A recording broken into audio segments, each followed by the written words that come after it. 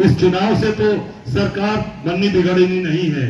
पर एक मजबूत संदेश आप जरूर दे दोगे। 2027 का संदेश ये उपचुनाव से चला जाएगा। उपचुनाव अगर दमदारी से लड़कर जीत लिया तो निश्चित तौर से आप ये संदेश पूरे प्रदेश और देश को दे दोगे कि 27 में हम भारतीय जनता पार्टी और योगी को उठाकर इस प्रदेश से बाहर फेंक देंगे, उनकी दुकानदारी को हम बंद कर देंगे। ये संदेश आप उपचुनाव से दे दोगे। मैं आपसे यही आग्रह कर रहा हूं, हम सब लोग यही करने आए हैं कि इस चुनाव को पूरी ताकत के साथ इंडिया गठबंधन कांग्रेस पार्टी लड़ेगी और लड़कर उत्तर प्रदेश से 27 में भारतीय जनता पार्टी के खात्मे का काम हम इनको निश्चित तौर से वापस बैरंगना से भेजेंगे। और आपने देखा होगा कि अभी सब चीजों पर गुजरातियों का कब्जा होता जा रहा है। अभी अयोध्या हम गए थे दर्शन करने, प्रभारी जी भी थे, वहां पर जो प्रसाद बन के आ रहा है वो गुजरात की कंपनी बना के दे रही है। सारे काम गाजियाबाद में, जरा मुझे बता देना, गाजियाबाद के जितने बड़े काम हैं कौन कर रहा? नगर निगम के अंदर, विकास प्राधिकरण के अंदर सारे ठेके कौन कर रहा? अब देख लीजिए नीचे से आगे, क्या नाम, क्या बोला आपने? गुजरात की कंपनियां कर रही हैं, देख लीजिए आपके सामने था। बनारस के अंदर बाबा विश्वनाथ का प्रसाद जो लेकर पूरे देश और दुनिया में लोग जाते थे, काशी वासी उनका प्रसाद बनाते थे। और बनाता कौन था? एक समूह है जिसमें बेचारी विधवा महिलाएं, जो कमजोर परिवार है, जो ऐसी महिलाएं जिनका कोई ध्यान नहीं देने वाला, एक संस्था के तहत वो सभी महिलाओं को इकट्ठा करके वो बाबा विश्वनाथ का प्रसाद उनको चढ़ाया जाता था और उससे उनका घर परिवार चलता था। अभी 4 दिन पहले उन गरीबों का हक भी छीन लिया गया। किसको दिया गया मालूम है? बाबा विश्वनाथ के प्रसाद को बनाने का काम किसको दिया गया? अमूल कंपनी जो गुजरात की है, गुजरात के लोगों को बाबा विश्वनाथ के प्रसाद को भी बनाने का काम दे दिया गया। उन गरीबों का हक और अधिकार छीन लिया गया। तो यही होगा जब हम बटेंगे, जब हम देखेंगे तो निश्चित तौर से कब्जा कौन कर रहा? उत्तर प्रदेश के अंदर, जो उत्तर प्रदेश पूरे हिंदुस्तान पर राज करने वाला, आज प्रधानमंत्री भी दिया, इसी उत्तर प्रदेश ने दिया, इसी यहाँ की जनता ने दिया, पर वो प्रधानमंत्री चुनते हैं हम। और शासन कौन करता है? काम कौन करता है? व्यापार कौन करता है? सारे पैसे किसके पॉकेट में जा रहे हैं? सब गुजरात के पॉकेट में पैसे जा रहे। ताकत हमारी, वोट हमारा, और पैसा कमा कर वो ले जा रहे हैं और हम उनके पिछले को बनकर आज उनके हम पीछे पीछे घूम रहे। अब वो समय आ गया कि इनको यहां से बैरंग वापस करो। हम सब लोग लड़ने के लिए तैयार हैं। कि जिस मशाल को लेकर माननीय राहुल गांधी जी ने कन्याकुमारी से कश्मीर तक और मणिपुर से मुंबई तक 10,700 किलोमीटर से ज्यादा की पद यात्रा और न्याय यात्रा जो की, भारत जोड़ने के लिए जो एक नारा दिया लोगों के बीच में, जहां पर एक लोग अपने आप को आतंकित महसूस कर रहे थे, जहां पर लोग अपने आप को शोषित महसूस कर रहे थे, भयभीत महसूस कर रहे थे, ऐसी अवस्था में सड़कों पर जाकर लोगों के दुख में शामिल होकर इस देश के किसानों के साथ, इस देश के रोजगारों के साथ, इस देश की महिला मातृशक्ति के साथ हमारे युवा जो कि मायूस होकर आज आसमान को छूती हुई बेरोजगारी के प्रति उदासीन होकर अपने माँ बाप की गाड़ी कमाई के भरोसे जिन्होंने अपना शिक्षा प्राप्त किया, शिक्षण किया, इसी आशा और उम्मीद के साथ कि कल जाकर उन्हें बेहतर रोजगार मिलेगा, नौकरी मिलेगी, अधिकारी बनेंगे, अफसर बनेंगे और अपने घर की देखभाल करेंगे। लेकिन आज पूरे देश में जिस प्रकार से इस देश के युवा मायूस होकर बैठे हुए हैं और जिस प्रकार से बेरोजगारी दिन प्रतिदिन बढ़ती जा रही है, और इसका मूल कारण अभी आपने अजय राय जी को कहते हुए सुना कि किस प्रकार से पूरे देश की ना ही सिर्फ खनिज संपत्ति को लूटा जा रहा है, लेकिन इस देश के सजे हुए रोजगारों को अन्य राज्यों से बंद कर, चाहे वो सरकारी उपक्रम हो, चाहे सरकारी योजनाएं हो, चाहे बड़े बड़े कॉरपोरेट हाउस और विदेशी कंपनियों का यहां पर आगमन हो, सभी को समेटकर मात्र सिर्फ एक दिशा में गुजरात की ओर ले जा रहे हैं। आपने देखा होगा महाराष्ट्र, बंबई, जो कि आप जानते हैं कि इस देश की इंडस्ट्रियल कैपिटल राजधानी मानी जाती थी, आर्थिक राजधानी मानी जाती थी, आज वहां से भी बड़े बड़े उद्योग और कॉर्पोरेट हाउसेस को उठाकर और गुजरात और अहमदाबाद और अन्य सूरत, अन्य दिशाओं में ले जाया जा रहा है। ये इस प्रकार का भेदभाव मन में रखकर अगर कोई सरकार काम करती है, चाहे उसे डबल इंजन कह लें, जनता ने ट्रिपल इंजन भी दिया, जनता ने 4 इंजन भी दिया, और जिसका उदाहरण आप खुद गाजियाबाद में महसूस कर सकते हैं साथियों। ये गाजियाबाद की रौनक, इस गाजियाबाद का नियोजन किसने किया?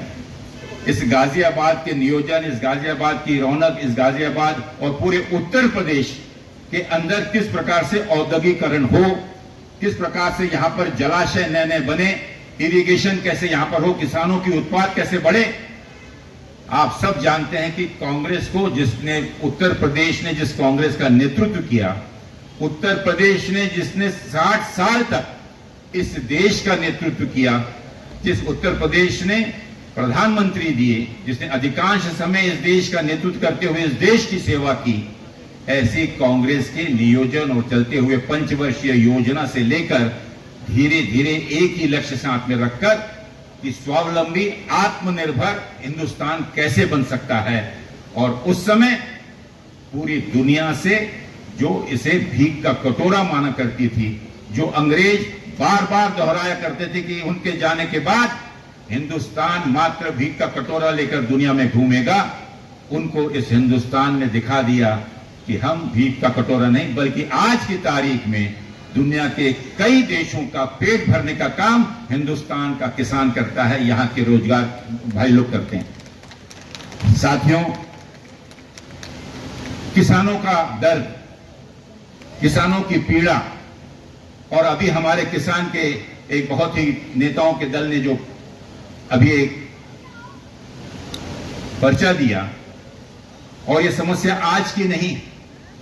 उसके बारे में अलग से हम निश्चित रूप से चर्चा करेंगे। लेकिन दुख होता है कि उत्तर प्रदेश, जो कि सही मायने में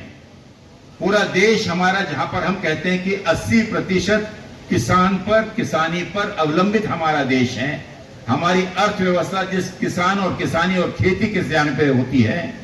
वहां का किसान, उत्तर प्रदेश का किसान, जो बाहर हम समझते हैं कि बहुत समृद्ध है, लेकिन यहाँ की किसान की समस्याओं को लेकर अगर कोई किसान